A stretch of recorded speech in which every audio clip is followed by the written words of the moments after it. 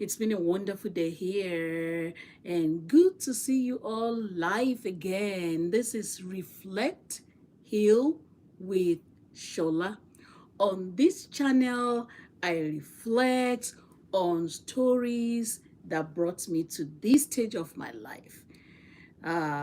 Healing from religious trauma, even though I suddenly became widow, and I share some of the story of my widowhood as I am moving forward with it, because with widowhood, with grief, there's no healing.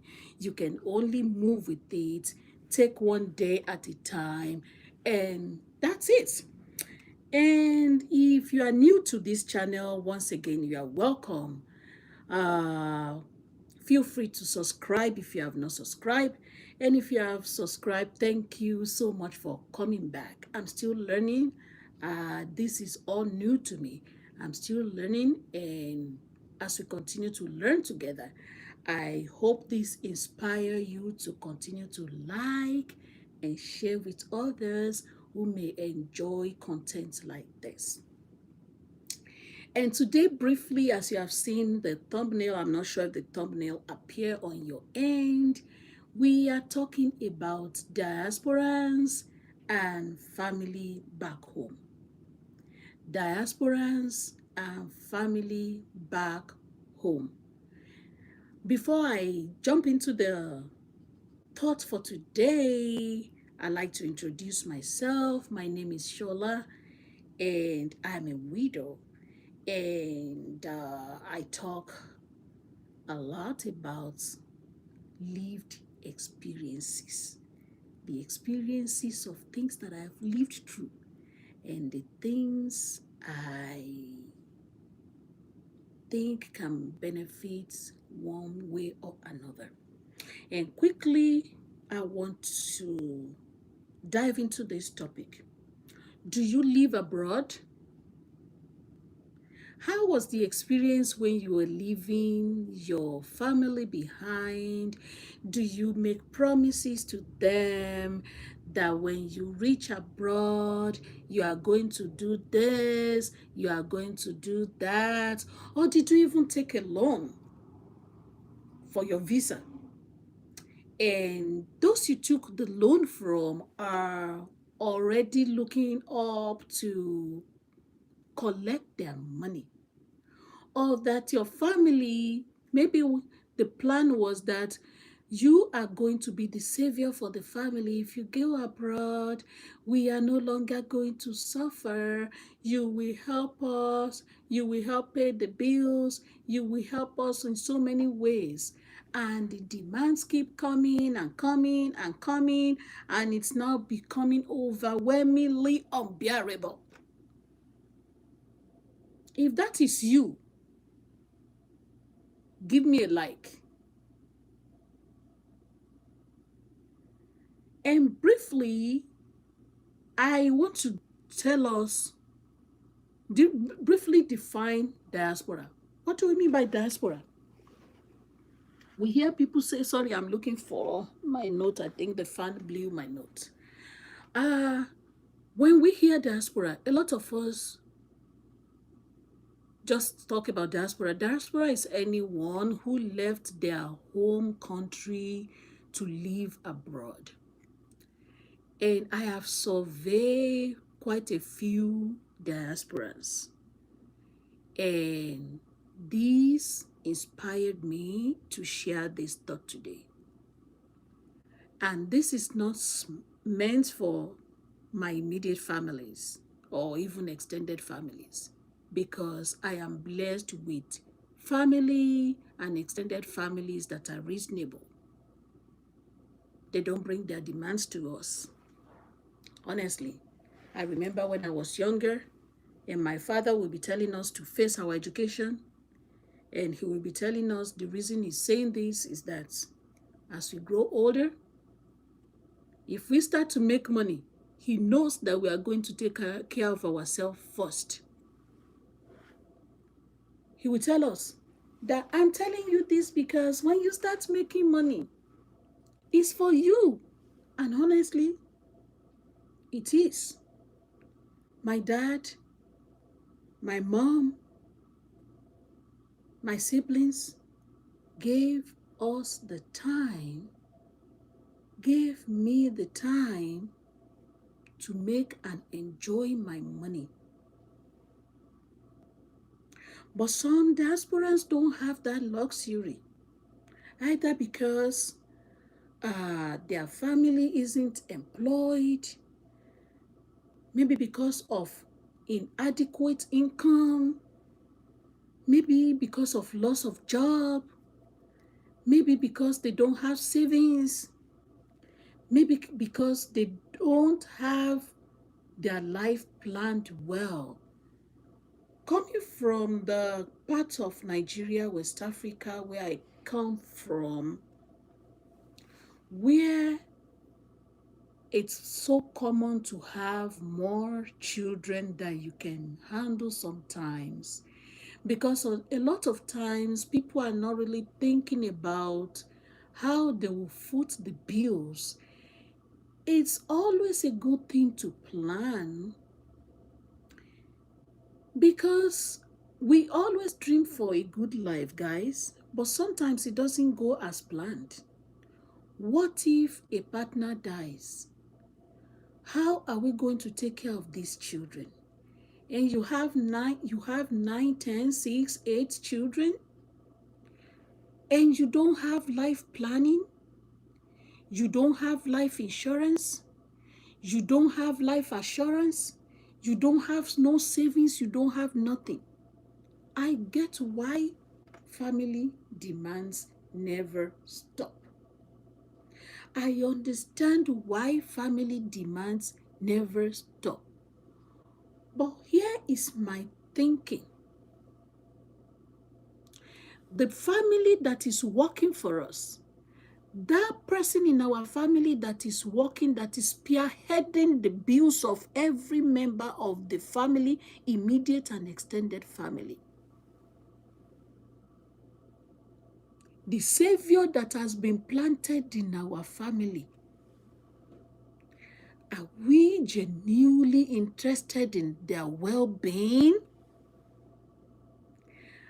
Are we genuinely caring about them?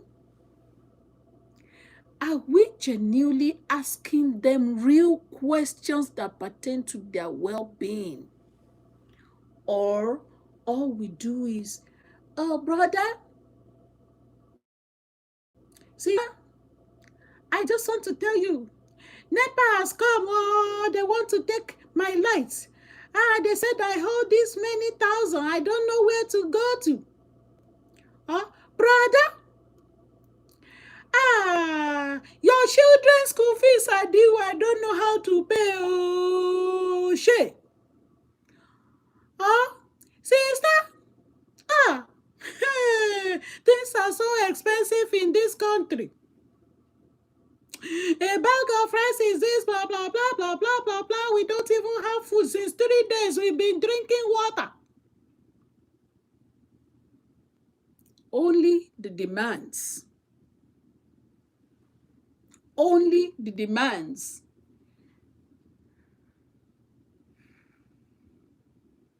You have not even have a minute to ask if this person has a job, if this person even living well.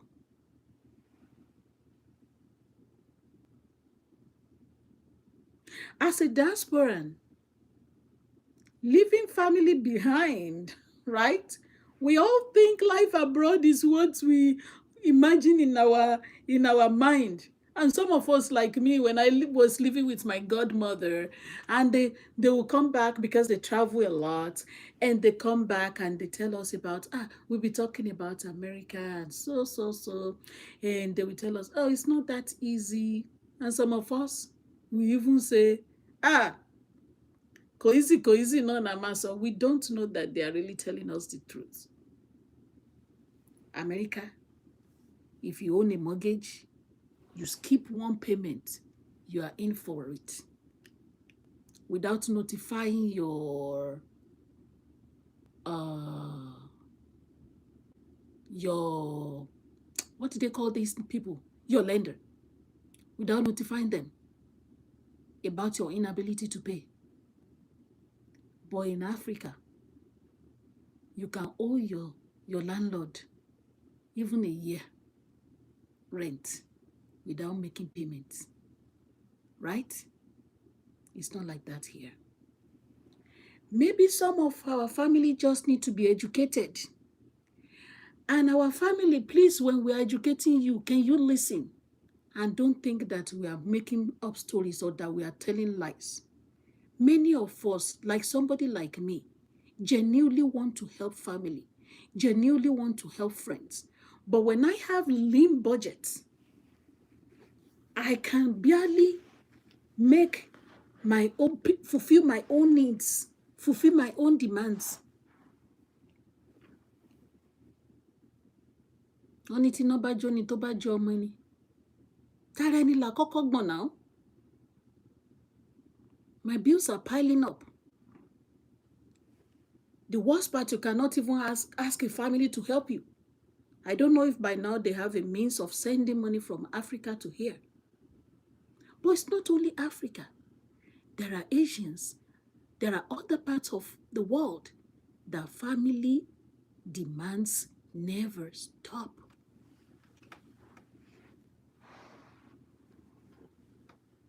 Family demands never stop.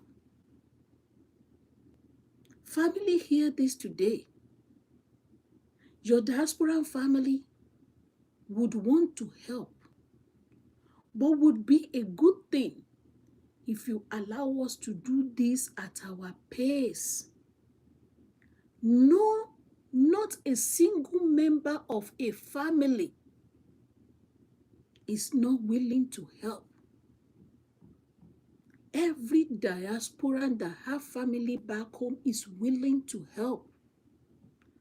But when the means is not there, you see us riding a car. If I tell you most of our cars are on loans,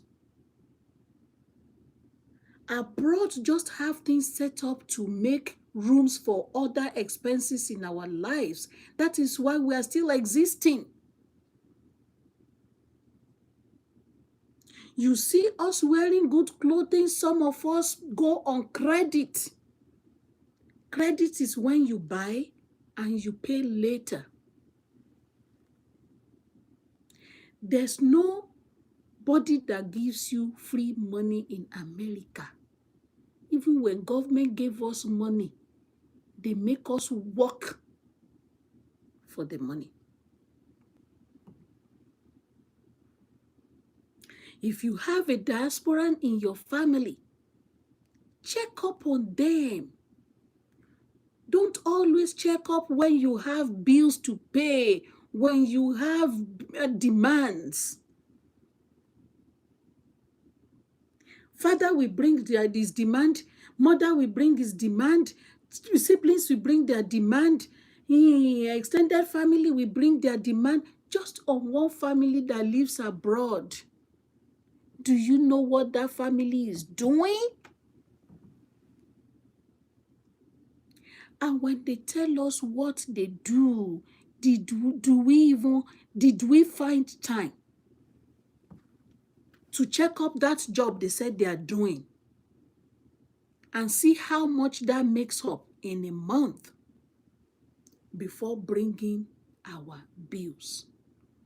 And if we Google it and we end up finding out that, oh, this person might be making this amount of money, they're just lying to us, because some of us find it hard to believe people, even when they speak the truth to us. Courtesy demands that we still respect people and not always come with our demands.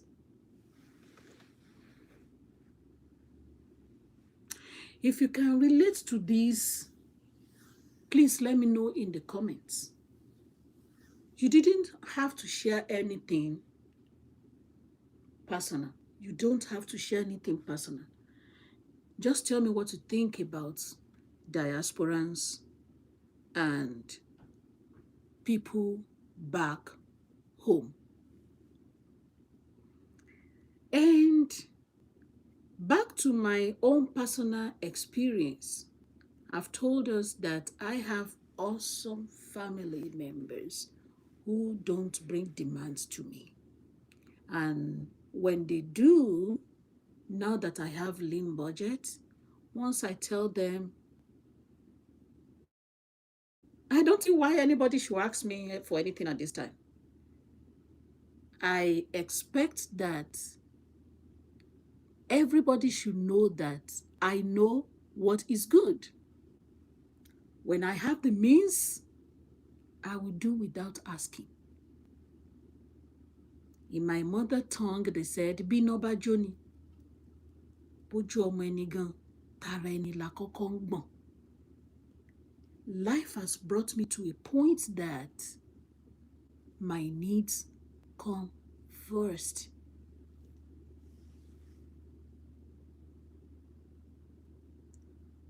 Does it hurt that I cannot really help anybody at this time? It does. But I have to pick my battle, right? I have to pick my battle. So what do you think about family demands that never stop? I want to see this in the comments. Please share with me in the comments. Is it lack of employment? Is it unemployment? Is it inadequate income? Is it inadequate life planning? Is it loss of job? Is it because our family are just working from working from hand to mouth without no savings for tomorrow? Should there be anybody still working at this stage without life insurance? I get it. Africans have used all the places that should be factories as churches. So there's limited employment, right? But come to think of it, some people in diaspora have worked to the extent that they buy. When they buy, who do we turn to fulfill those demands? Didn't we solve our financial problems? Didn't we solve them? So if you begin to think like that, don't be angry about a family who is not helping you. A lot goes into living abroad. A lot goes into living abroad, guys. It is one part to say, I have a family that live in the USA. I have a family that lives abroad. Do you know what that family member is doing for a living? Some of us are doing legitimate jobs, caregivers. Guess what? The people back home are making fun of those of us doing that job.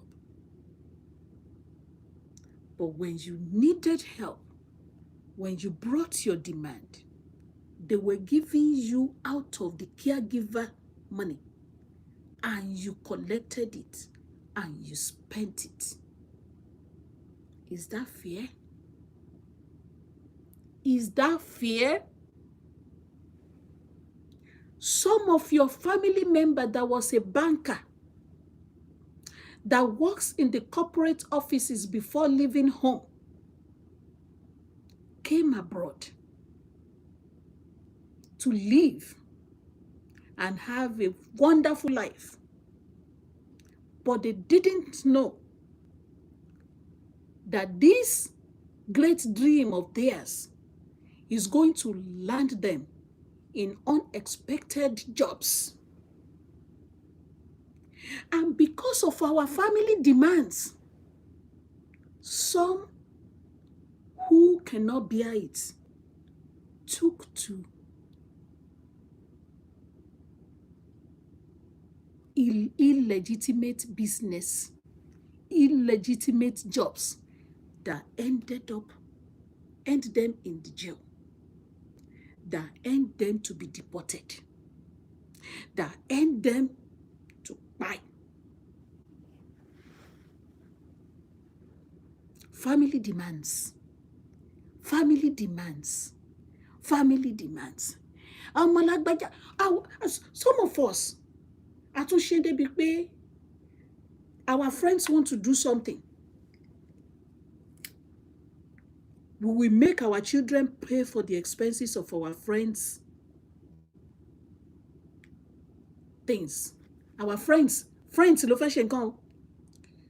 you will say because your doctor child can handle it, you will be asking your doctor child to fulfill the expenses of your friends. And the child is here working back to back on ending. You don't have pity. It's just about your demands. It's just about your bills. What a healthy relationship, right?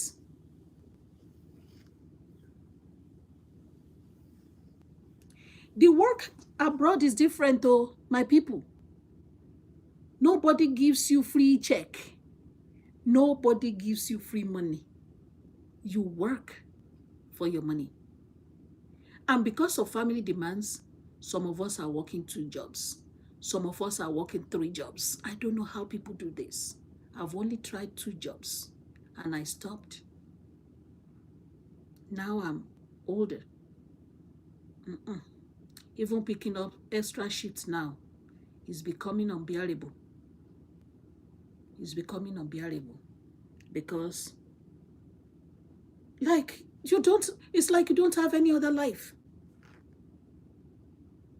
And hearing people make mockery of people in diaspora, do you know how much diasporans contribute into the wealth of any country that people are sending money back home to? Do you know how much they contribute to the economy of that country? And some people come out to shame people that live in diaspora because they do a caregiving job. That is not good. Job is job. Job is to pay our bills. It may not be corporate job anymore. It may not be fancy job anymore. But as long as that your diaspora family member can fulfill their needs, and come to think of it, you want to do a shebi, you'll be calling your family that lives abroad. Don't you have clothes in your wardrobe anymore that you can wear? And sometimes I wonder, our agbada, what are we doing with them? At the end of the day, many of it, we keep them in the closet. We don't even wear them. Waste. And you'll be calling your family abroad to pay for all those wasteful behavior. Diasporans have family back home. Let me know what to think about this. Helping family is a beautiful thing. You know, I love helping. But where do we draw the line between helping and carrying a burden that we can no longer afford? And you know what I found? A lot of times, many of us don't even have budgets. We just keep giving, spending, making the money without budget. I have been somebody that tried to keep track of my spending. And now that I became a widow, guys, I wish my husband was here to help me because that budget is so lean, sometimes cannot even accommodate many things I have to do for my children. But I'm grateful for children that understands. They can wait sometimes. We can plan to wait for this many weeks or months, and we get that need taken care of. Guys, I love to hear your perspective. If this conversation resonated with you, please like, share, comment, subscribe if you have not subscribed. Give me a thumbs up, guys. And I'll see you again later. Be blessed.